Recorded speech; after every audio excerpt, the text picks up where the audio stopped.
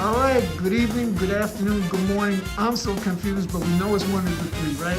I'm Matt, and I have special guest, Ms. Felicia Ray Owens, who is running for City Council in 2027 in New Braunfels, Texas, District 4. Yes. And also, I have her husband standing by. He's going to make sure I behave myself. This is Donald, and Donald Owens. And together we're going to try and put together something educational, informational. And Ms. Owens, first of all, both of you, welcome. Thank you for taking time out of what I assume is a very busy schedule. It is. Thank you. Thank you for having me. And I know that you was under the weather for a minute. Glad you're feeling better. Thank you.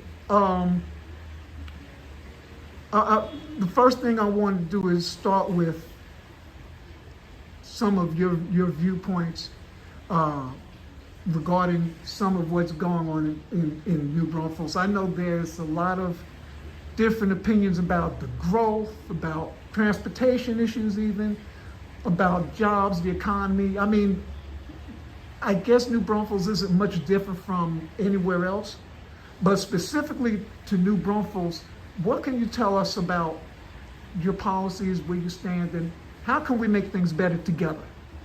That's a good question. So I'll go backwards. How can we make things better together is where I want to start. One of my platforms is building community. I call it community unity, which is all of us actually talking to each other. That's the start. I have lived here in New Braunfels since 2023 when my husband and I got married. And my experience here has been quite interesting. As far as the racial division is concerned, as well as just politically. We live in a place where a lot of the constituents have been historically pro-Republican.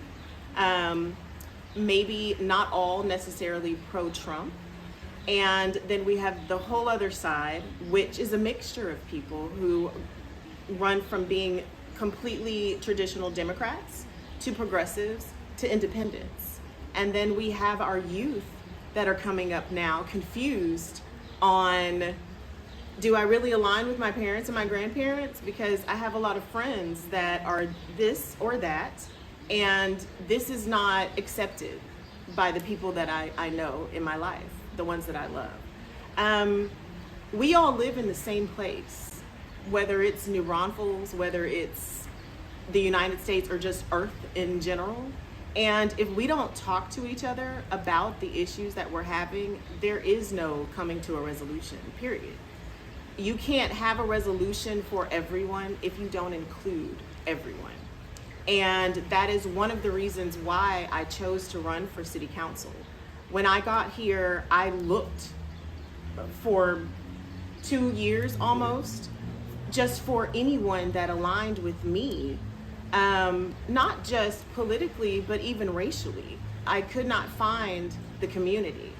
And over the course of me looking for that community, I realized everyone is afraid. Most people, especially Black and brown people, don't want to participate because they feel they'll be attacked for living right here in New Braunfels, which is part of Comal County, which the world has come to know as being where the Trump train was.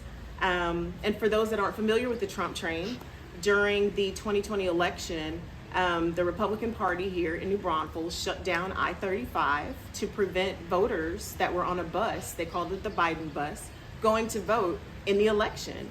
And they literally parked their cars to keep traffic from flowing to go vote.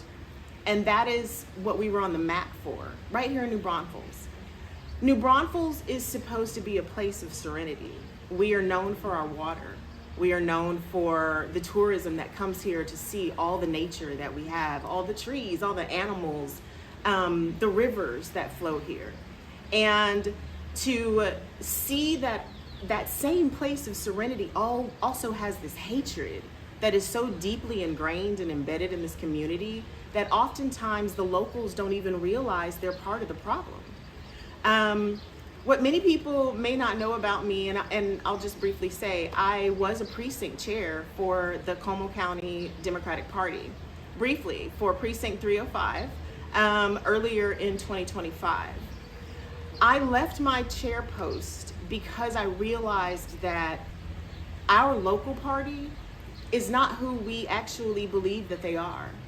Our local party has a lot of divisiveness, and there's not representation for all communities. There's not a lot of black and brown representation at all.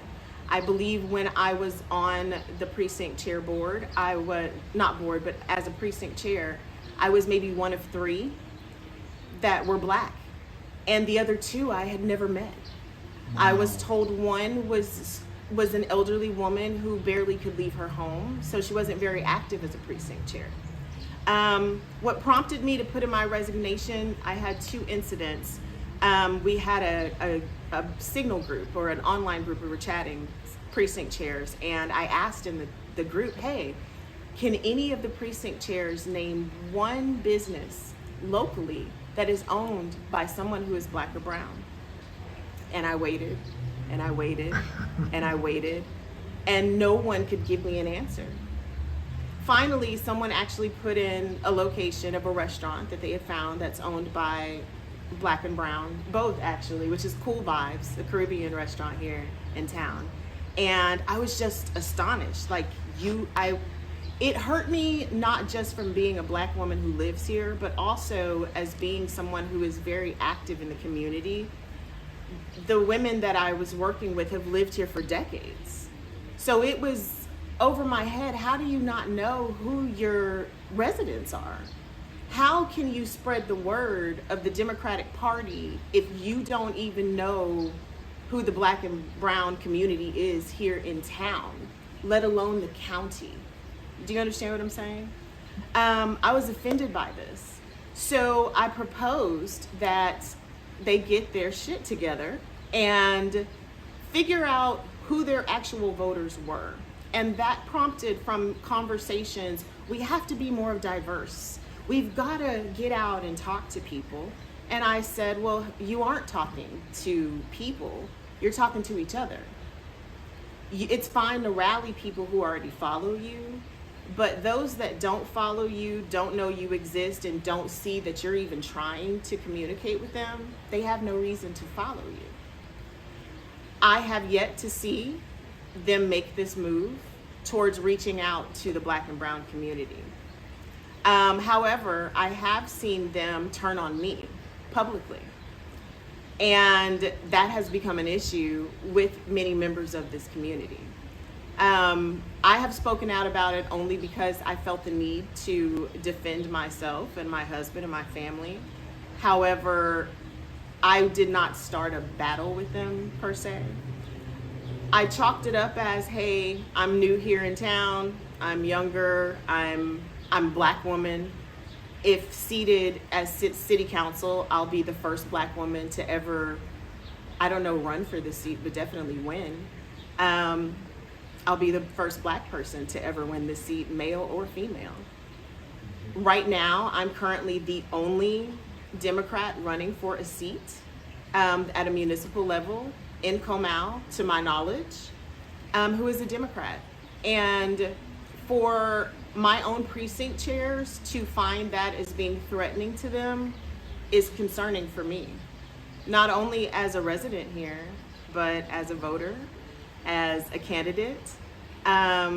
It's insulting, but it's also hurtful, because I would think you would rally around me. I mean, that's something to celebrate in itself. Just having someone black on the ballot, just having a Democrat on the ballot. My opponent, who is the incumbent, his name is Lawrence Bradley, ran unopposed. No one ran against him, not a single Democrat. So I found out that Lawrence Bradley lives in my neighborhood. And it shocked me because my husband and I are always out. We're very visible in the community, and I've never met this guy.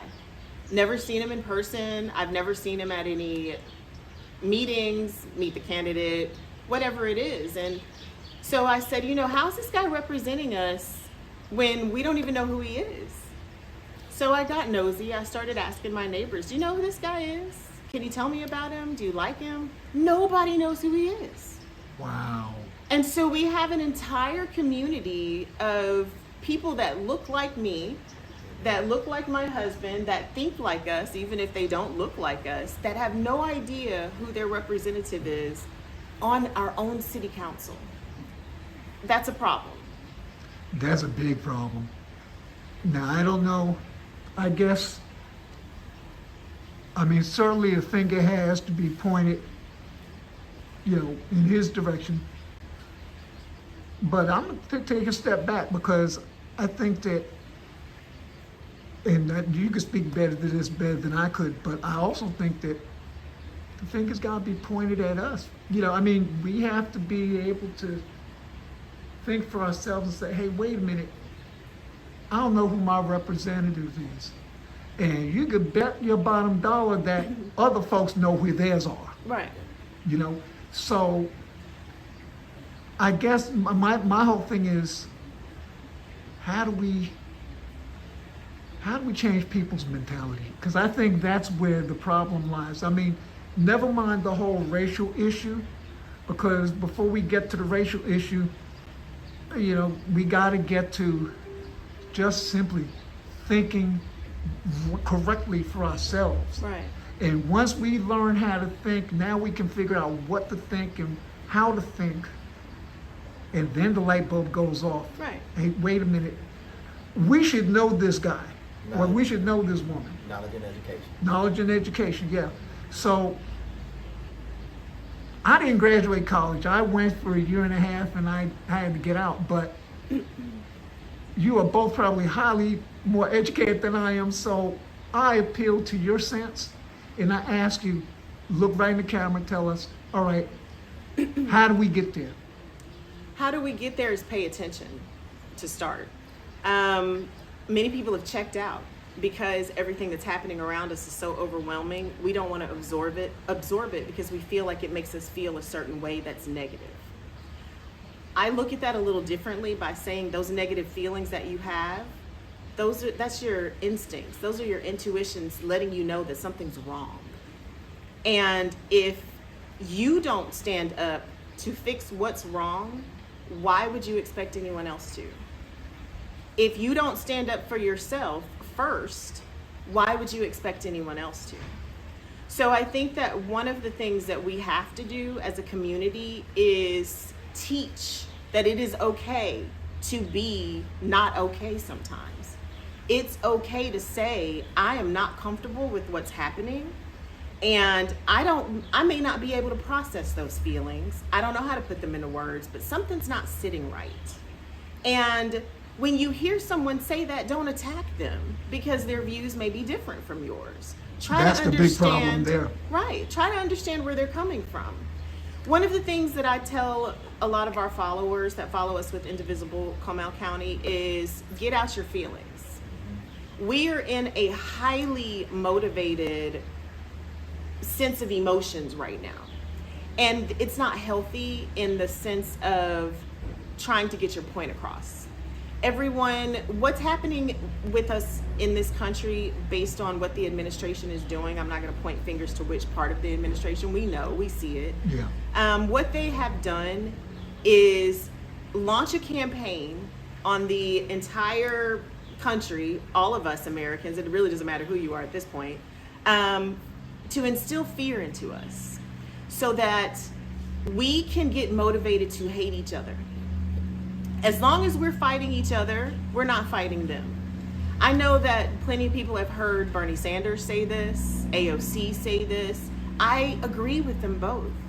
If you are focused on your neighbor and all the things you hate about your neighbor and what they're doing, and you're not focused on the government trying to take your right to vote away or change your neighborhood into a district that you didn't ask for, or put people in office that you've never heard of and tell you that you don't have a say, but they're going to dictate how you make your money, how you spend your money, what you spend your money on, where you live, how many kids you have, if you have kids. They're making all your life choices. To me, for some people, they would equate that to God. So Are we having electoral gods now? Do we get to, do you understand what I'm saying?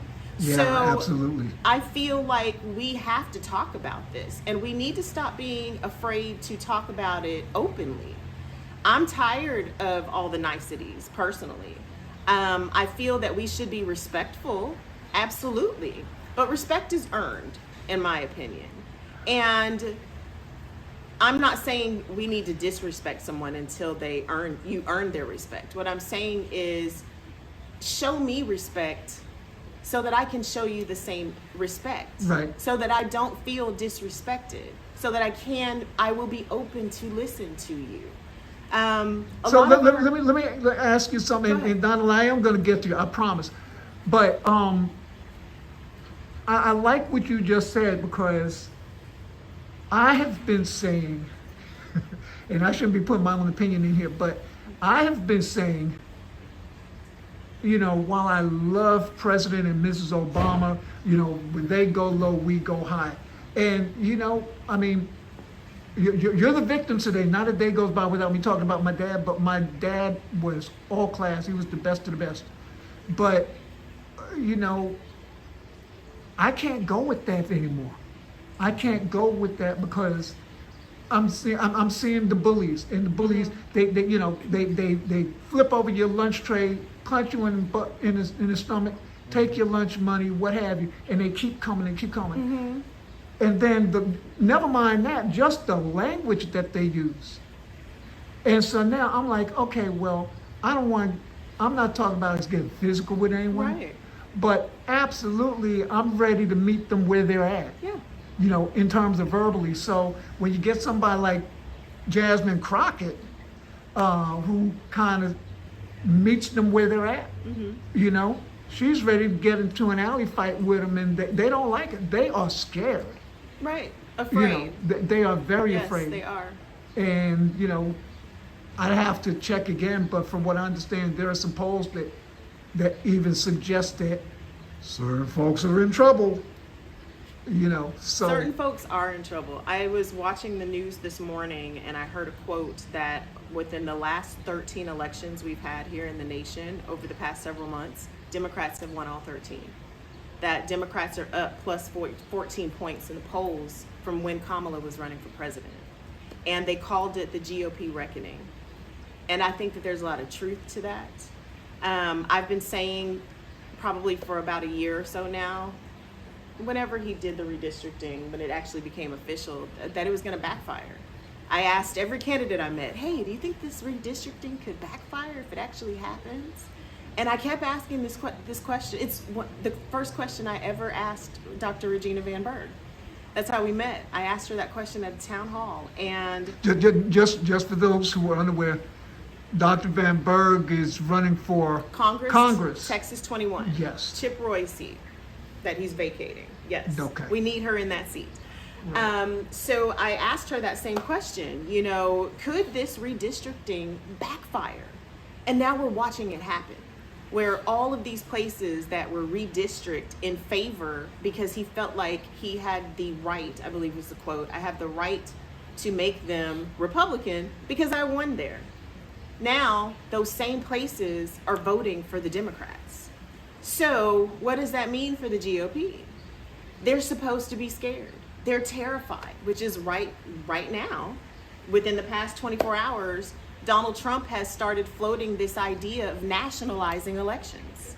He mentioned it before, but yesterday he was full on, this was all over the news, all day long, nationalizing elections and taking them from states and letting the government be in complete control of the ballot. There's so many things wrong with that. There's so many violations of our own privacy and security that we should be concerned about. I think that going back to what I said about people checking out, people have checked out, and that is what has allowed this to happen.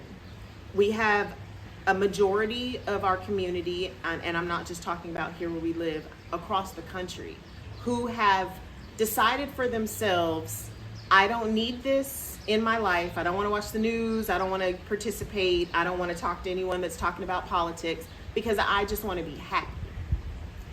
My counter to that is, how can you be happy with all of the things that are happening in the news, with all the things that people are talking about, with everything that you're up against that's threatening your actual real livelihood? We talk about the pursuit of happiness. If you are not actively involved in what is happening in your life, what type of pursuit of happiness are you on? What is that journey? Did you map it out well? You know, would you get on a plane and head to another country without knowing anything about it, without knowing where to go, where it's safe to be, what foods to eat, if you should drink the water? Same when it comes to your everyday life and politics.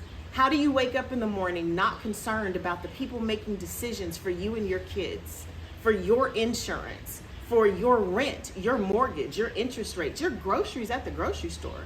For somebody to tell me I don't vote because that don't have anything to do with me. I actually heard Kanye West say those words years ago. That don't have nothing to do with me. I heard Prince say those words. Okay, I gotta stop right there because I shouldn't have to explain this to you. It's Kanye. I know it is. And there are so many that are like him. And that's what my point is. There are many people, not saying they're bad people or anything's, you know, everyone will have their opinion. But on the core of it, to put out there that you don't vote or pay attention to what's going on in politics because it has nothing to do with you, to me says something about that person. And I don't know if it is a lack of education or a lack of interest or both. I don't know if the majority of our community is feeling this way because they're being told by others, just shut off the news. It's fake news. Don't pay attention to it. You have nothing to worry about. I wonder if maybe, and I can speak from personal experience, there was a time I remember having a discussion with my mom, and I don't even think I was 20 yet. She was getting ready to go vote. I said, "Did you talk to all the candidates? Did you walk around with those measurements for shoes?" She said, "Why?" I said, "You should check everyone's shoe size." I said, "And then pick the guy with the smallest shoe, because no matter who you vote for, you're going to get a foot right up the kazoo." And, she said, "I think you should rethink your position." And I did. But, the reason I'm saying that, though, is I think maybe there is something to be said for people who are discouraged. Mm-hmm. It's not so much that they don't care, but it's because they're discouraged and, they're looking for, okay, give me a reason to jump on this because my vote doesn't seem to count because of the color of my skin. And now my vote doesn't count because of my political party affiliation. So why should I be involved? That's the problem, and we got to address that. I'll tell you, from my experience in Black and Brown communities, it's a taught thing. We have a lot of parents in the Black and Brown community that are of older generations who have experienced some things. They may have, been in schools that were segregated. They may have already experienced the civil rights movement, and they have these fears inside of them for different reasons. And we have to respect that. I feel like those feelings are projected onto those children, which would be in our age bracket, that are adults now with their own kids. We have a tendency to absorb what our family believes, what our family feels, and our family's fears. And we make their fears our fears, even if it's not even something we should be fearing in modern times. Even parents have to watch what they say. Exactly. Yeah. And as we grow up now, or I should say the younger people grow up now, we're still young, by the way. We're still young. That's yes, right. We are. Our children that are growing up now are viewing the world very differently. I still remember a time where there was a white school and a black school. Even though it wasn't segregated legally, it still was that way because of the neighborhood. A lot of these kids now are experiencing going to school with different races all day long, every single day. My best friend's white, my best friend's black, my best friend's Hispanic. Oh, well, don't stop there. They're getting together and hooking up. Exactly. Yeah. It's part of the community, which, as we're taught in our history books, that was the reason why America was built, so that everyone would have a place to go and feel welcome. And now, there are no history books to read.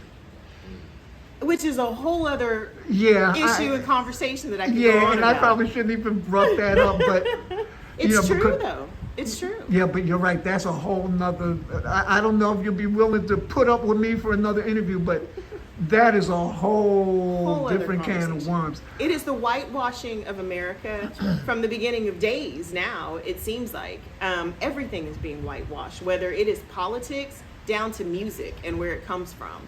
Who's country enough? Are black cowboys real? You know, we've got all these things that are put Yeah. out there to try to erase real history, and that's a problem.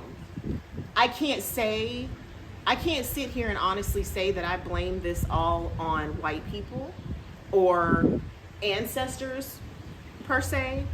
I feel like there's blame to put on in different areas. When we're talking about the black and brown community, especially right now in our time, I would love more of us to speak out. I will tell you my personal experience, my husband's just living here. We haven't met a lot of black people, but we see black people. If I go up to someone who is black and I start talking to them about anything political, they instantly withdraw inside themselves in fear. There's fear, yeah. And I see it. And I'm like, why? Why are you afraid to talk about these things? And it's usually the same responses. I don't want any trouble out of my neighbors. If your neighbors are attacking you because of how you feel inside, to me, that's a community problem. To me, Get in that's trouble. right. You know, and again, I'm a little older, so I'm familiar with, you know, the term good trouble. Yes. You know, and you know, we may not have heard that term "good trouble" that day on that bridge in Selma, Alabama, but Mr. Lewis was on to something. Yes. Mr. Lewis was absolutely on to something, and you know, we have to see. I'm a believer in you've got Dr. King, you've got Malcolm X, you've got Medgar Evers, and later on you had John Lewis, and now Mr. Cummings, I think Elijah Cummings, okay, Maxine Waters, all right? I mean, I could go on. I'll even include Thurgood Marshall in there, okay? But, you know, even with some of these people who are still active now, like Ms. Waters, where's today's leadership? Yeah. I really thought that when we were marching, you know, Black Lives Matter and everything, I really thought, okay, somebody from all these events, all these demonstrations, somebody's going to step forward. up. I just knew it. Nobody stepped forward. The closest we've come to leadership is the two Justins whose last names escape me, the two Justins in Tennessee. Yeah. And I would love for, you know, editorializing here, but I would love for them to be, you know, the guys to step up, because I step up. think they're not only are they bright and intelligent, they absolutely have a lot to offer. And it would be a sacrifice, and people got to understand that, you know, leadership takes sacrifice. It's hard. Yeah. And by the way, thank you for yours. You know, Thank you. because no, we need that. We need that. Okay, I'm gonna pivot because your husband's been waiting patiently, and you know, it's time for a little edification. Donald, I want you to talk to me about your wife. First of all, we got to hear the story about how y'all met. So let me give you some background on myself first. Okay, please do. Alright. So I'm coming from, you know, from this area right here, you know, Houston, born and raised, and you know, once I left Houston, I ended up doing 21 years of service, active duty service, combat included, and 4 years of my service, I was a recruiter here in San Marcos, in this area. New Braunfels was part of my footprint. I always ran through this area, so I found that place of zen, going back to your earlier conversations. So I knew this could be a retirement spot for me. 2.5 hours to Houston, 30 minutes to San Antonio, 30 minutes to Austin, dead center. Perfect spot. Dead center. When I was a recruiter, I was told at that time that there was racism in this area. I said, I'm not worried about racism. I lived in Europe. I lived all around the world. You know, I'm a soldier. I don't run from a fight. You know, so I get into the community and I never witnessed any of that nature. I know it's a hidden thing. I know it's they see you, and they put up a good front in your face, and then behind your back it might be something different. But for the most part, it's been genuine. Everyone that meets someone genuine, they choose to be that unless you told otherwise, shown otherwise. My spouse, when you grow in something, home, say any structure, you need a cornerstone. You need a foundation. It's part of the strongest part of that building. All right, that's what my wife is. She's always been a cornerstone in the community in which she lived in Dallas-Fort Worth area. She's always been that cornerstone since she's met me in my life for my mental stressors, for whatever it may have been from my past. You know what I mean? So in a fight like this, being that she loves politics, and I've never came from that. In uniform, you can't speak on politics or you can lose your career. Hello, Pete Hegseth. Absolutely. Right. Little simple things, they'll leave a document out on those stories. You see what I'm saying? So you need a different caliber of fighter for something like this that's going on in the world today. You have to step outside of your comfort zone, whether you wear that uniform or not, on what's right and what's not.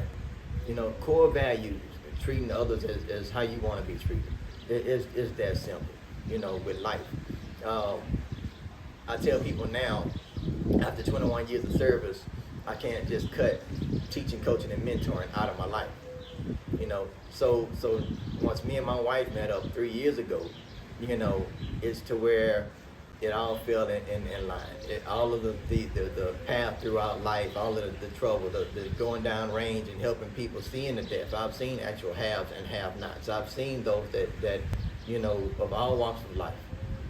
I've seen people that come from being a skinhead to being one of my closest friends today, just because we served together in a different aspect of life. So can't no one tell me that your mental state cannot change and become better. Yes. You see, so the way I live my life today is the same way I have for the majority, and I help myself become better and others around me. And you can only really affect your bubble a little more now with technology. We can reach out and spread our knowledge that we have. Don't hold on to it if you have it. Why die with it? So my cornerstone keeps me rocking and our area rocking, and I'm right along with them. Okay, you're a wordsmith because you said a few things throughout that whole thing, and I'm like, man, we need you to put this on a shirt. We need you to put some of this stuff on a shirt. But it's all right. I got it on video, and I'm going to run it back to you later. We're gonna do something with some of what you said. I like it. All right. Okay. So Yes, sir. I didn't mean to interrupt, but I just wanted to tell you, you got something going on there, man. But continue, continue story. I just like to say that we're blessed in the situation that we're in to have people that we constantly meet, yourself included, that wants to put up a good fight, wants to see others become great in life. Continue to show up in this area. Vocalize more about this area of New Braunfels. Understand that this place runs on water features, Slitterbond, the natural caverns, and everything that's surrounding us, right? Floating the river, everything. Look, we got top. I'm not gonna tell you what we had. Don't come here if you're not here. But listen, there's so much around this area that deals with water alone. So we're in the fight because water is disappearing from up under your feet, and don't even realize it because of the bills that's being passed. So it's so many things that's being fought in the background that you have to be, known to. We are spreading that knowledge. If you see us online, if you see us out in the public, don't hesitate to come up to us. We are very approachable. If you're positive, don't come up to us with that mess. I might snap. You know what I'm saying? But anyway, we love everybody until shown otherwise. And that's really it. Coming through our life, we just love to help individuals around us. In Europe, I lived in Italy for 7 years. Became a Mason there. So going through the Masonic realm, we did so much charity work. We at the shelters and we dress up as Santa and we give out toys every year. Help the child development centers. All these different things I learned at a very young age, and I continue that throughout the rest of my life, up to this point. So hopefully I get to see more of that here in this community. I don't, but we're growing, and I love what I see so far. People continue to come out, and let's do great things together. Something occurred to me the other day. I spoke to a friend of mine who's kind of, he keeps up with the politics and everything. And so I told him that, I spoke to him about you especially, being that you're a man, but he said something which I thought was kind of curious. Ooh. He said, well, how come he's behind her? How come she's running and he's in the background? Mm-hmm. I said, man, don't you know?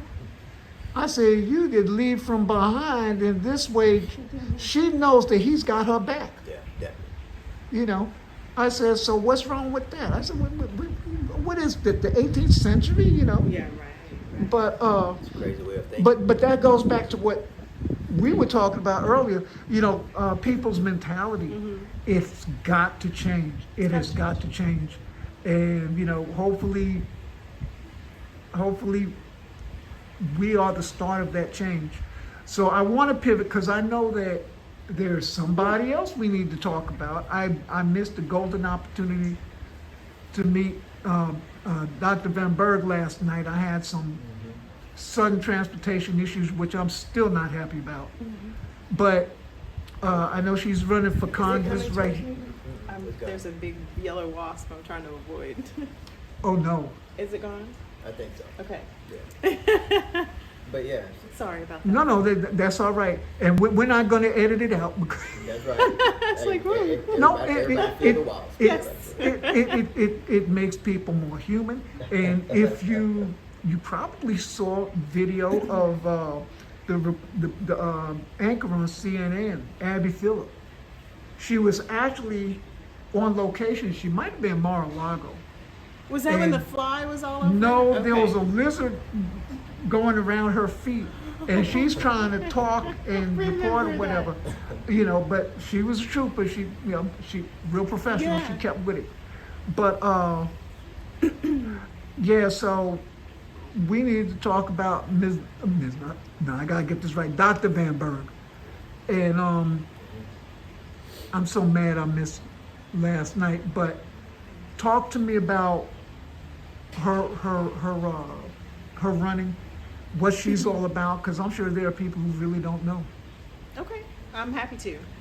So Dr. Regina Van Berg is running for Congress, Texas 21. As of, I want to say sometime in November, she asked me to be her campaign manager, which I was hesitant at first to accept that Were position. you really? Yes, very much so. Let me tell you how I met Dr. Van Berg. I met Dr. Van Berg when she did a town hall out in Bulverde. Okay. And I went out there just to film for my podcast, just to see who was speaking or what have you. And I was familiar with one or two of the candidates, but I had never seen her before. And she looks very different from the other candidates that we've seen. She's young, like this tall model-looking creature. And she's easy on the eyes. Thank you. I will edit that out so my fiance. She's pretty. I mean, let's just be honest. She's pretty. And compared to the other candidates in the room, there was a stark difference in her presence. There was a stark difference in how people reacted to her. And my husband and I filmed. We stood all the way in the back. I'm one of those people I like to watch. Right. I love listening to the candidates speak, but I mean, I've been doing this for a while. It gets boring. I'm far more interested in reactions. So how the voters in the room are reacting to the questions or the answers, you know, if they're mumbling amongst each other, what their facial expressions, it's important. And she was speaking that day. I found out later it was her first time ever speaking, but I was impressed. Wow. What impressed me was the fact that when somebody asked her a question, she could... I will kill people. No worries. We can edit that part out. Yeah, we're gonna definitely edit that out. So I was impressed when she was asked a question. If she did not know the answer, she didn't make it up. She didn't fake some answer or give misinformation just to cover her butt in the moment. I liked that she paused. Every time you listen to her speak, she pauses before she answers the question. It's not a rehearsed pause. She's just genuinely thinking about your question and how she really feels about it. And she responds accordingly. If she doesn't know, she tells you, I don't know anything about this. How can I talk to you so you can tell me about it? And it's okay to say I don't know. It's okay to say I don't know. Yeah. Dr. Regina Van Berg was raised in Bandera. She was raised in Texas 21. As far as the other candidates that I have seen, that's not the case. She has two opponents right now, Gary Taylor and Kristen Hook. I would say out of the two, the strongest opponent would be Kristen Hook because she ran against Chip Roy in 2024. I can tell you from my experience of the two, Regina knows Texas 21. She was raised here. She's a child of here. She is a veteran-trained psychologist. Yes. Her days are spent at Lackland talking to active military, talking to veterans, individuals who have PTSD. She's worked with children suffering from depression. She has a viewpoint that a lot of people that are politicians, even though they say they aren't, she has a viewpoint they don't have. And that is how things affect them. How what's happening around us affects them. A lot of our politicians that we have in government right now, they don't have a lot of experience. We know that, especially on the GOP side. You could just be popular and win. You could have worked in a bar yesterday and tomorrow you're making foreign affairs decisions, even if you don't know anything about foreign affairs. That's just the nature of what we're in right now. Dr. Regina Van Berg has the credentials. She did not grow up saying, I want to be a celebrity, famous politician one day. She just grew up in a family that wanted to help. She comes from a family of civil servants. Right. And her ancestry, they're immigrants. What a lot of people don't know is that, you know, Regina is biracial. And even though she appears to be white, she's not. And she takes that to heart when she's dealing with the people. Where she grew up in Bandera, she's told me the story. She knew one family that had black kids, and they were a white couple that adopted a family of siblings for whatever reason. Those were the only black children that Regina grew up around. So throughout her life, learning different cultures through her work, through her education, through being a psychologist, has helped her understand we're not all the same, but we are to a degree. And you have to be willing to listen. And as a psychologist, listening is her job. She's a great listener. And when you tell her something and give her that information, she does something about it. She'll write about it, put all of her ideas, and come up with a plan. That's right. A lot of candidates like to do a lot of this in front of cameras. And it's the same mess. When I'm this and I'm that and I get to that office, I'm gonna do this because I fight for the people. And then they get everyone to rally behind them, give them all this money, they get to office and they don't do anything. This is where I get to say wash, rinse, repeat, because that's what a lot of them do. That's what a lot of them do. And we watch them do it. And it has become so normalized that we just write it off, well, that's just how politics is. No. That is how we've made politics. And in order for us to change it, we have to put the right people in place that actually understand why we even have government in the The first people place. have to raise their standards. Right. We do not have government to be the boss of us. We do not have government to save us in every single situation. We have government so that we have a community of individuals from different locations who know their voters in that location, and they are representatives of that space. And so as a representative, you should represent the people that voted for you, not the people you are afraid are going to keep you from getting higher up than you already are. Focus on the people that believed in you, that trusted you to put you in that seat in the first place. Don't steal from them. Don't lie to them. Don't have all these meetings prior to getting elected because you are so concerned about the community. And then as soon as you get elected, you won't even hold a town hall to ask how everyone feels, but yet you'll go vote and cast your ballot representing this community who you haven't even spoken to. Yeah. I have problems with that. Regina's not that candidate. Regina, actually, I watch her. Whenever we're out at an event or just in public, she talks to people, she listens to what they say, and then we go back in a team meeting and we discuss it. We hash out what we're gonna do to help. And all of it is not public. Because the other thing a lot of people don't know about Regina, she said at our meeting last night, she's not someone who lives online. She is not someone who gets all of her news from social media, who's on trying to get clicks, and likes so she can be monetized. It is the furthest thing from her mind.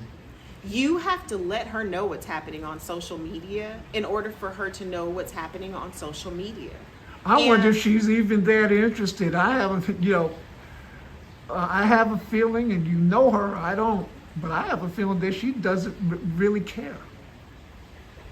But the opponent, is that who you're speaking No, of? Dr. Van Berg, that she doesn't really care that much about what's on the social media. Oh, she doesn't. Not unless it is something. So Regina's interest in social media, especially in today's times, we know that that's where our youth is. And that's where they put all their opinions out. Her interest in social media is hearing from them. Hearing from our, the 30-year-olds, the 25-year-olds, because they put all their business out online. And in our area, especially her being in Bandera and Texas 21 being so broad, what many people don't realize is that Texas 21, a good majority of it is rural. And those people are not on social media in the way that we are on social media. Those people may have one social profile that they started whenever. It's the only one that they may see their news from. They're not coming to town to go to meet the candidates. They're not doing the things that we would see being inside of the city. Typically, the farmers, the ranchers, they live pretty far out. That's right. So what they see on TV, if they get all the channels where they are, that's their news. If someone sends them something to their phone in a text where there's a link for them to click, that's their news. Yeah. And we pay attention to what news are you getting, and is it even accurate? Regina cares about that. And she cares about our rural neighbors, even if they hate her guts because they might be pro-MAGA. We've learned many of them are no longer pro-MAGA. They're losing their farms. They're having to give up the family land because they can't afford workers. Their workers have been deported or afraid Jumping to come off to work. like a sinking ship. Yeah. Losing their water. Yeah. And Jumping we off like a know sinking ship. that these same rural voters, we know from the Republicans reporting it on everywhere, really, because they don't stop talking. They reported that Trump won 2024's election because they went out to the rural areas and talked to those farmers individually. And the reason they did it is because they knew Democrats never go talk to them. Democrats historically only focus on urban areas, inner city, when it's time for elections. They don't go to the country. But you know what? Talking about where you get your news from, I've seen it. CNN, MSNBC, no, I don't put a lot of stock in Fox News at all. But, even with CNN, who admittedly has moved further center right, recently, but they have this guy, and he's the one that knows how to explain what district is doing what, or this is projected in this district, and so forth. Mm-hmm. And so we're almost programmed to know that, okay, the white folks out in the suburbs, that's a done deal. Democrats aren't going to win that. And so that leads me to, since we're talking about it now, that leads me to wonder, well, is the media that responsible for making our minds up for us? Or even the politicians? I mean, well, you're told, well, you're not gonna get a whole lot of votes in, let's say Seguin. Right. Because the makeup just doesn't favor fit. you. Mm-hmm. All right. When you hear that as a politician, does that kind of influence your decision to go or not go to that particular area? Well, I can tell you from my own personal experience. When I was announced as running for city council, it wasn't on my own terms. Someone outed me publicly at a meeting that was held for the community and told everyone that I was planning to run for city council, even though the race is not until 2027. When this information came out, I had plenty of black people say, why are you running? You do know that they mostly vote for Trump where you live, that mostly it's Republicans everywhere. There's Republicans are on everything. And my response was, well, because Democrats don't run for anything. So if you live in a space where to answer your question regarding media has our country believing that Texas is a red state. We know from being in this environment, looking at numbers, Texas is not a red state. We are a non-voting state. Wow. The majority of Texans that are eligible to vote don't vote.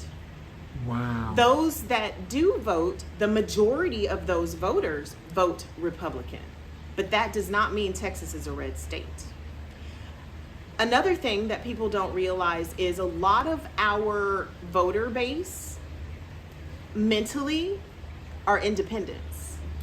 But in Texas, our Texas Constitution, our government does not recognize a third party. We don't have an independent party. You can either vote Republican or you can vote Democrat. Right. So if you are an independent and you don't have a voter or a candidate to vote for, you don't vote, right? Or typically, especially now, you align with the Democratic Party. And as soon as you vote for a Democrat, you're considered a Democrat even if you aren't. So you get put in a bucket, right? But the majority of our voters stay home for whatever their reasons are, whether they're disconnected, whether they don't have a candidate to vote for, similar to the city council election. The incumbent ran unopposed. No Democrat ran against him, and he was fully funded by the Republican Party. So he had tons of money to spend doing whatever he wanted to do, and for all I know, possibly still doing it. I'm not going to speak negatively of the man. I don't know him personally. Like I said, I've never seen him, never met him. I've seen him in city council meetings on the bench, but that's it. Voters need options that make sense for their community. And that's what I was telling you earlier. I'm running because we need representation. When I go to the city council website for New Braunfels and I pull up the picture, there's nobody there that's black. I believe there may be one Hispanic sitting city council member who just got her seat, if she identifies as being Hispanic. But that's it. If you go look at any other city website that we have here in town, all of the representatives are white. There are hardly any black or brown people anywhere unless it's in an administrative role of some sort, but not as an actual candidate or sitting official. That has to change. New Braunfels is not all white. As we know, we're here. Yeah. We have so many different ethnicities, so many different cultures. We are right here next to military bases. So we've got a lot of retirees that come here that have lived all over the world. There's so much diversity in our community. To represent it in one color with your city officials, your local, your municipal officials, to me is very misleading. There's not the representation that should be there. If you are white, raised in wherever you came from, and you are representing me as a black woman living in New Braunfels, and I'm trying to tell you, hey, what's up with all this racism? And your response to me is, there's no racism here. Yeah. We have problems. Yeah. Because you cannot represent me if you don't know that there's racism here, for starters. And if your response is there's not any racism versus tell me what you've experienced so that I can help. But a lot of times people know, but they don't want to know. They don't want to know. And I've received that a lot. I was telling you earlier about my experiences with leaving as precinct chair. Right. A lot of the community has come to know about this because of me being the director of our Indivisible group. That's right. So back in October, when Indivisible headquarters announced there was a No Kings 2, there was nothing announced here in New Braunfels for a No Kings 2, and this is a major protest, as we talked about. There is another group leader who has another Indivisible group that was approached. They were asked, hey, are you going to do a No Kings 2? And they told the community, no, we're not doing a No Kings 2. We don't have time. If we do one, it'll be at a later date. This came back to me. At that time, I had been the communications director for this particular group, just doing the social media, doing the website, things like that, really small little space. And that was a problem for me because we had not done a march or a protest or anything in months. And the person that was supposed to be leading wasn't trying to do a No Kings 2, and our community was begging for one. I was approached, hey Felicia, we want to do this protest, we just need somebody to lead us. Can you do it? Will you do it? Initially I said no. I don't know if I can allow that time because I've been outed running for city council, and now I have to go and rearrange my entire life to run for city council. I have papers to file, website to put up. I had all these things. But this one particular person I'm thinking of was persistent. No, we got to do a No Kings here. There's too much happening. Nobody else wants to do it. I would love to do it, but I'm not a leader. Please help. So I put it out there to find out how many people were really interested in doing this, and there was an interest. Okay, fine. I launched it. As soon as I launched that No Kings event, No Kings 2 event we launched it in September. From that day forward, I had precinct chairs having speeches. They were calling meetings in public as a precinct chair county meeting, where at these meetings, they were saying these horrible things about me as a person that had nothing to do with the CCDP. Yeah. Indivisible Comal County, Indivisible headquarters, Indivisible period is nonpartisan. Period. We don't align ourselves with the Republican Party. We don't align ourselves with the Democratic Party. We are nonpartisan. The point of the group is to make sure people are informed about what is happening with truthful information, and to rally people to get out and vote. Rally people to get off their butts, like Kamala says, and do something. That is the whole point of our organization. We are not here to appease precinct chairs. We are not here to appease city council members. We are not here to buddy and smooch up to you in hopes that you're going to help us elevate ourselves politically throughout the New Braunfels environment. That's not what I stand for. I don't need that kind of help, you know? If I want to promote myself, I'll promote myself. I don't need someone else to tell me what to do, how to do it, when to do it. And if you don't do it, I'm going to talk shit about you. When I left the precinct chairs, I did not hear from a single solitary one of them. They didn't even thank me for being a precinct chair. And that's an unpaid volunteer job. I gave my resignation. They didn't even say thank you for serving when you did. They didn't ask me why I was leaving. There was no follow-up. And I found out that I was not the only precinct chair of color that experienced this. And I didn't hear from them until I announced No Kings 2. And all of a sudden people are coming back to me saying, you know what? This other leader and the precinct chairs are going around telling people that you're funneling money from Indivisible into your campaign. And I was like, what? What money? We don't have any money.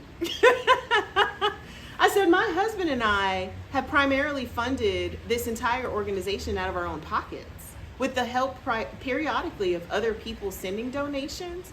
And we tell them what we're going to spend it on, and we provide that proof. Flyers, buttons, whatever it is. And I was like, and at the time, I hadn't even started raising money for my campaign. So I'm not sure where that information came from. And so I was like, well, I'm not worried about it. If anybody wants to know, they can check with the FEC. We're registered with the state of Texas as a nonprofit, 501c4. We have all these things that are our credentials, but it didn't matter. They continued to spread these lies. And these lies went through the community. And the only thing I could come to the conclusion of it was because of my gender and the color of my skin. They were hating on me. I can't even tell you how bad it was. They had an entire Signal chat of them talking about all of these lies. And there were other precinct chairs countering them. Like, where's the proof of any of these things you guys are saying? None of the proof was provided. I sent all of them a cease and desist. I filed a report with the police department just in case anything popped off, just to let them know in advance. These are the people. I've sent them a cease and desist. The chair of the CCDP wrote me a letter certified. I had to sign for it on CCDP letterhead. And the entire letter is a lie. In the letter it states, the members of the CCDP have no issues with you. We've never said anything negative about you. We have no proof of anything that you've ever done wrong. And she signed it as the chair. I wrote back and I was like, well, I appreciate you sending me this letter. However, I have screenshots of the entire Signal conversation. I have testimony from people who are willing to speak up to say that you said this at a meeting. I have all of this evidence. So you guys need to keep my name out of your mouth or I'm gonna have to present this evidence. But it kept happening. But this time it wasn't on a broad scale in meetings. They were just talking to little bitty onesies and twosies. Oh, yeah. And a lot of these people know me. So they would come back and tell me what they were told. And I'm like, who told you that? Somebody that I've already sent a cease and desist letter to? Why are they after me so badly? What did I ever do to the precinct chairs of Como County? Other than say, something's wrong with your organization. You guys are closet racist. And you need to fix yourselves and all of the internal chaos that happens so that you can actually be the precinct chairs for the county. Right. Comal County has many, well, not, I won't say many, but we have multiple cities. We have a lot of voters in Comal. Our precinct chairs focus on New Braunfels. That's it. They've recently started venturing out to Canyon Lake more, but that is primarily because we have a representative that lives in Canyon Lake who's running for the Texas House that they are supporting. So they're spending more time in Canyon Lake to kind of prop that individual up. That's not talking to the Black and brown communities. Nope. That's not talking to the traditional Republicans who might be on the fence about voting for Trump. That's not talking to the independents who are really wanting someone to speak to them directly, but they don't have that, especially not in Texas.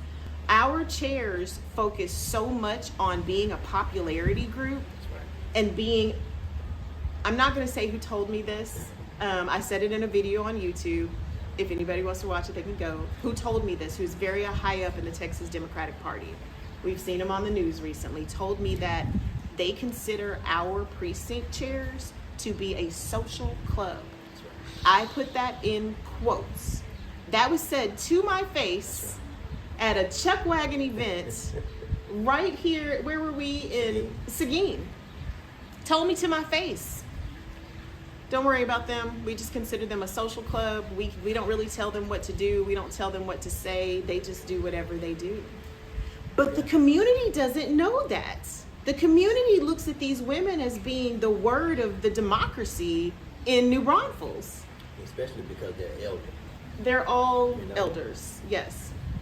Most of these women are like 20, 30 years older than me, and they have attacked me with a force that has been ridiculously unnecessary. It has been And I might add, unprovoked. apparently unsuccessful too, because here you Unsuccessful. are. Here I am. They wanted to shut me up, but I'm still here. To answer your question, when someone puts those numbers out, whether it's the media or someone else that says you live in this area, people aren't going to vote for you, I call BS on that. I cannot tell you how many times just since I've been outed as being a candidate that people have come up to me, come to places that they know my husband and I are going to be, just so they can shake my hand and take a picture with me and tell me that they are voting for me. Oh, we're gonna take a picture when this interview's over. I promise you that. Okay. You know. Yes. And oftentimes, to my surprise, I get right behind that, you're black. That's right. I've met you, I've talked to you, and the fact that you're black makes me want to vote for you even more, because we don't have anybody black representing us anywhere. And this might surprise you, those words are coming from white people. Elders. Right here in New Braunfels. That says a lot to me. Yeah. It's a So- little shocking, but but then again, maybe not. Maybe not, right. They know You know, what's happening. because you're saying elders, and you know, full disclosure, I'm about to turn 65 in a few days, right? But you know, elder to me now is 80, 85, That's 90. But the thing is, even those folks, all right, they're not the ones we've always had to worry about. That's true. It was their parents, Yes. and their parents before that, and so on. Right. So I could kind of understand what you're saying. You know, I mean, things started to change late 50s, early 60s, you know, to the point where they assassinated some of America's greatest leaders. Right. You know, it's not limited to Dr. King, Right. you know. But yeah, so I kind of understand where you're coming from when you say that. It's a little surprising, but then again, it's not really that surprising. Yeah. And they don't do it. Oftentimes when I get messages from people, it's online. They'll send me an email, you know, I'll get a text message or something on social, and they'll say, hey, I see what's happening, and you're not wrong. I had one gentleman tell me this has been going on for years within the CCDP. They've run off many candidates of color. I've had someone even tell me the names of those candidates, which I plan to reach out to those candidates just to find out what they actually experience. But Wait a minute, this sounds like an opportunity for the Owens files. I'm just saying. Go ahead. For him to speak on that? Yeah, there's been several candidates. You mean for him to run? Is that what you're Just the saying? Owens files. Just the Owens files in general? Yeah, and I just agree. to talk about these folks who, you know, these I'm gonna say it, these foul folks. Yeah, that's a great way to put it, because it's not my language. We call them OBBs, and you can that acronym you can make of it with what Whatever you you will. want. But I mean, when someone's bitter, that's their internal fight, right? That's how we feel. Everyone we reach out to and we come up to as a on a daily occasion, we're just genuine. Yeah. You gonna like us or you're not. You know, we need haters, so thank you, because you help spread our word too. You know, we're gonna continue to be who we are. Right. You know, as people. So those elders that I spoke of are in that 80-ish bracket. Okay, some of them I remember being at the No Kings event that we threw, and wheelchairs and walkers, and saying, hey, listen, I've seen people here that I haven't seen since high school, and our mind frame has now changed, and so now the socialization that I spoke on earlier in this area, it starts there. It Some of starts those with people us. they It lived starts- right here in New Braunfels, and they had not seen each other in decades, until they came to the No Kings 2 event. Wow. That's right. Isn't that crazy? Wow. Because they live on opposite polar sides of politics. That's right. And we know that we're making a change for the better. You know, we see it face to face. We can't speak on the opposition that we have around here, but we know that we're making a positive Yeah, impact. yeah. You know, and we're just going to continue to do that. Well, that alone, I mean, and all jokes aside, this is without question the first time I've ever heard of any kind of event like this, which drew people together, and they haven't seen each other since High school. the Last Supper, for crying out loud. Right. And you know, here they are. You know, that tells me that, you know, when that happens, it tells me that the politician is doing something right, you know, delivering the right message. And you know, I mean, I know that my parents taught me it's not even what you say, it's how you say it. That's right. And so there's always, I already know, you know how to deliver the message, Thank you know. So good for you on that, because I think that's a big problem too. How Trump gets away with delivering his message, I will never understand. It's gibberish. The only person on earth who could get away with that. Yeah, I agree. Agreed. But you know, our job now, your job as a politician, and Dr. Van Berg, and you know, Jasmine Crockett, AOC, anybody else, even on the other side, the mission is to not follow him. Yeah. The mission is to not do like he does. Because everybody thought it was really cute when a failed game show host won the election. Second time, he told you Exactly. when he what was gonna running. do. He told you what he was going to do. And it was okay, because he was coming after who? Yeah. Us. Right. Right. And the only people that were supposed to be negatively impacted was us. And then all of a sudden something happened, and now people were like, whoa, wait a minute. Oh no, I'm abandoning ship because you didn't keep your promise. Oh no, yes he did. Yeah. Yes he did. You just didn't listen. You had selective listening is what you had. I want to say something to that. Two things, actually. First, I want to stress that Donald Trump's entire campaign, his administration, pay attention to what they do. We do this inside of campaigning with our Indivisible group as well. Starting on Wednesdays, pay attention to this. On Wednesdays, Trump does something, his administration does something that is, oh my gosh, shock and amazement. We follow that story. Wednesday, Thursday, Friday, he throws something right on top of it for a little icing on the cake so that we all scramble over it Saturdays and Sundays. There's never a weekend of rest. During that period of time, the majority of America is not watching the news, so they have no idea these things are That's going on. exactly right. It takes from the Thursday, Friday timeline until Monday morning for those stories to circulate enough through the media for big media to even talk about it. And if it hasn't circulated enough online, we will never hear those stories in big media. That's on purpose. Because on Monday morning, when CNN and all the other networks are talking about what happened, what Donald Trump said last Thursday, Wednesday, Thursday, we've got Monday to this coming Wednesday before another bomb is dropped from the Trump administration. So every week we are playing 7 days of catch up from the week before when it comes to how we deliver messaging to the people. With a week will go by before everybody knows enough to feel upset or feel some kind of way about it to talk about it the next week, but a lot of things have happened. A lot of bills have been passed, a lot of papers have been signed, a lot of jobs have been lost, a lot of lives have been affected that will not recover. And by the way, a lot of nothing has been done during that time. Exactly. And this is every single week. Donald Trump's entire platform is to flood the zone. Flood us with all of this drama and chaos so that we get to the point where we say, I can't watch the news, I have to check out, that it's too much. When we get there, he's won.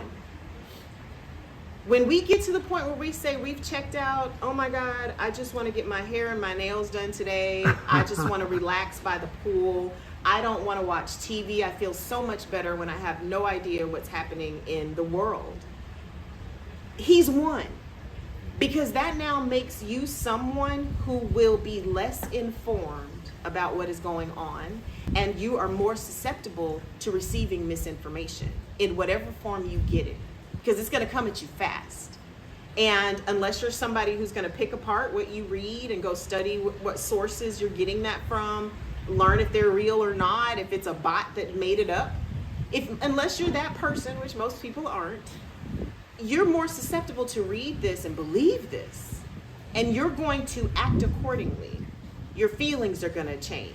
Your everyday movements are going to change. Who you talk to about certain subjects are going to change. And now you've isolated yourself in this bubble of unreality. Let's put it that way.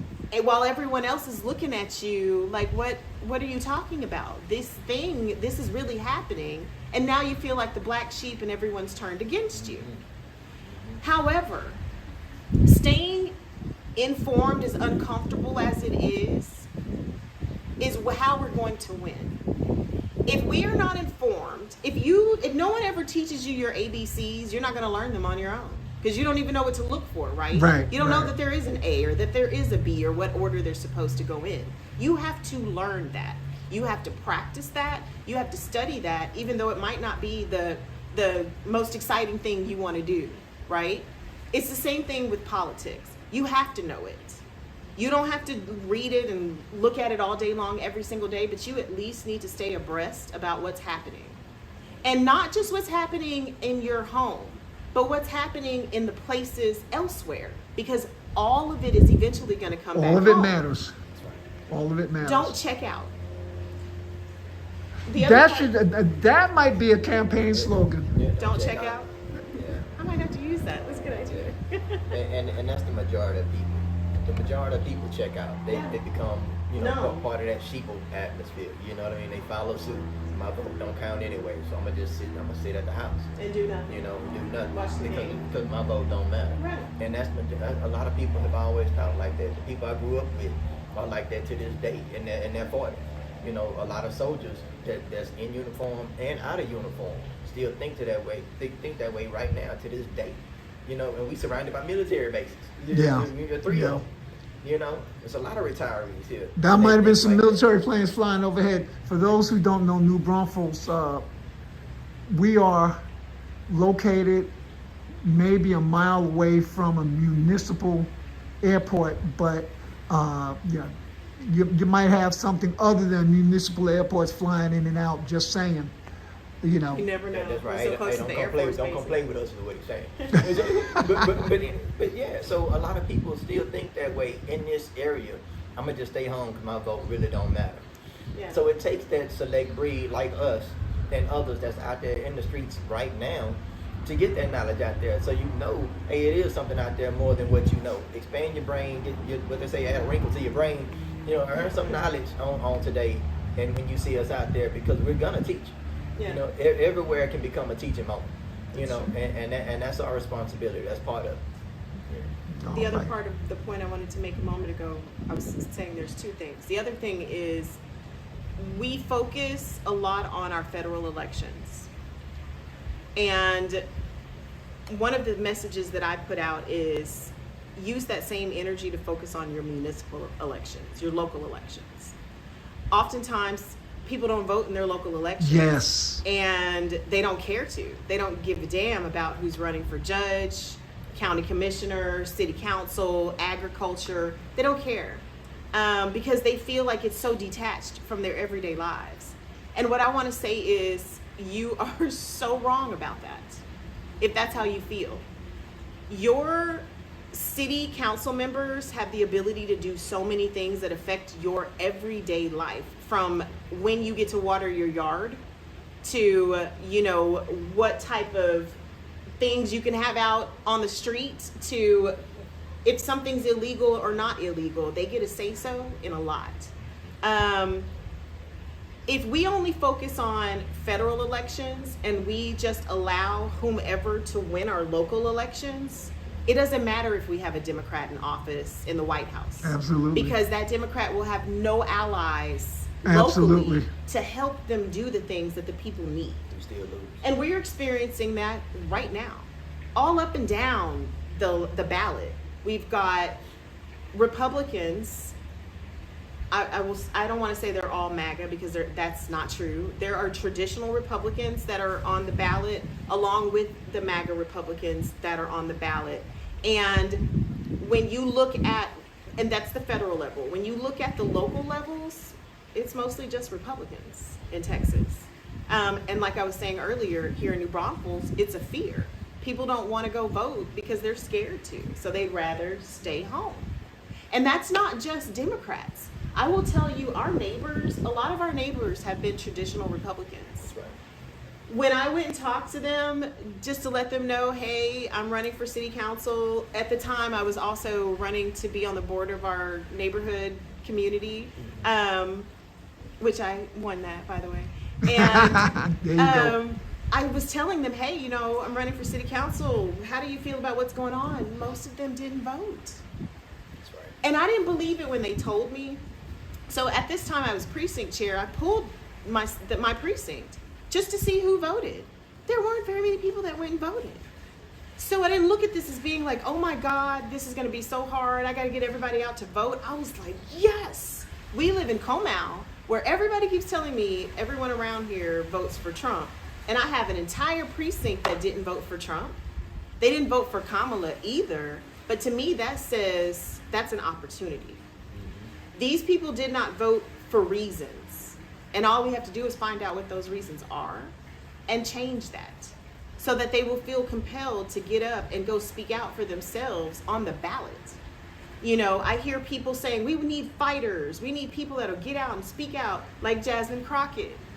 If you're not that dude, if you're not that woman that can just speak out and let everybody, if you don't do social, you don't talk to people, you're an intro, whatever the reason is, the ultimate way that you stand up for yourself is to cast your vote.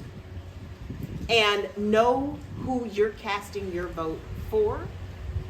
If it's a department or a group of people, learn who those individuals are. Not just the ones that learn their position on the things that matter to you. Exactly. Not just the ones that are in front of the cameras, because those are just the talking heads. It's the one you see standing behind the person that's in front of the camera, the one that's always in the pictures with them. Those are the real decision makers. It's just like when you make a movie. Everyone is so focused on the actors and the actresses. Oh my God, they have all these millions celebrities. But the directors, the producers, they're the ones with all the power. They're the ones that make all the money, but you may not know who they are unless you read the credits. Right. Take the time to read the credits. The credits are the credentials. Do that indeed. with your candidates.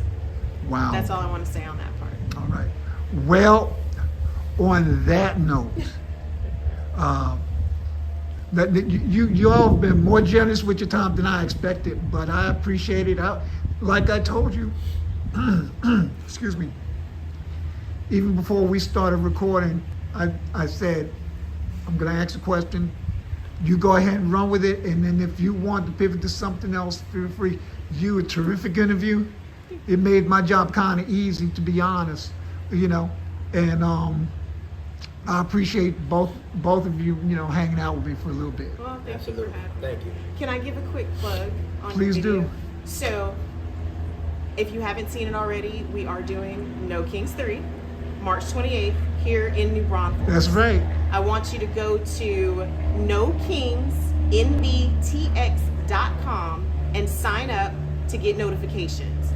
This event, we are expecting it to be bigger than our last event, which had 12 to 13. 12 to 1,300 people show up right here in Comal in New Braunfels. We are not posting the location right now online because in our last event, we had certain individuals try to hijack that location. So we want to make sure this time around we're set. We will have police on board as well for those that are afraid of that. We will announce the location to those that have signed up so that we know who we're announcing it to. You can also download the mobile app, which you can find at that website as well, so you can keep in touch with us all day long, every single day. All right, you heard it here. Be there. there. Just pay attention to the website. From 10 to 12. You'll get the information that you need. And I'm gonna try and make it myself. I know I have another event that day, but I'm gonna try and sneak in just to say, hey, I was here. Thank you. And if you can't come to ours, go to someone's No Kings. It's all over the nation. Every major city, even small cities, should have a No Kings available. Sign up to go to at least one of them. It doesn't have to be in New Braunfels. I have a friend in Washington State. Yeah. I'm gonna give him a shout out. Mark Wick is his name. Okay. He and I started out as business partners. Now we're pretty much best friends, That's good. even with distance. His background is mostly photojournalism, but he's covered events and he's done what I'm doing now. He's probably done a much better job than me, by the way. Stop it. But he'll be there, I'm sure. Awesome. And I tell him, go ahead and do it for M3 TV, and I'll make it pretty. I'll get it all edited and everything, and I'll post it. So, Mark, when you see this, I've already given you a shout out. Don't disappoint me. That's right, Mark. We're watching. All right, you heard it from Ms. Owens, and you might hear from Dr. Van Berg in a few days too. And that's the next thing we got to set up. I don't know her, so I'm kind of hesitant to just reach out there, but I plan on sending an email. And Well, you have her campaign manager sitting right here. yes, They'll indeed, just and I'm work going to out a mention date. you. Yeah. I'll Yeah. put you on the calendar. Absolutely. Yeah. Okay, thank you all again. Thank you for having us. This was so worth it. I'm glad. So worth Thank it. you for having us. It's been an education, Yeah. really. Yeah. And I want to thank you for educating me today. Hey, it's all about just talking, right? Just talking. And having listening. conversations. And Yeah, listening. and listening. Absolutely. Thank Okay, you. thank you both again. Good to see you, sir. It's always a pleasure. Thank you for having us. Thank you. All right, so good. this is Matt Claire, and I know I'm not on camera, but I'm not the focal point. But till next time, thank you for your time this time. Till next time, Matt saying be blessed. Remember to do something nice for somebody, and we'll see you back out there again real soon.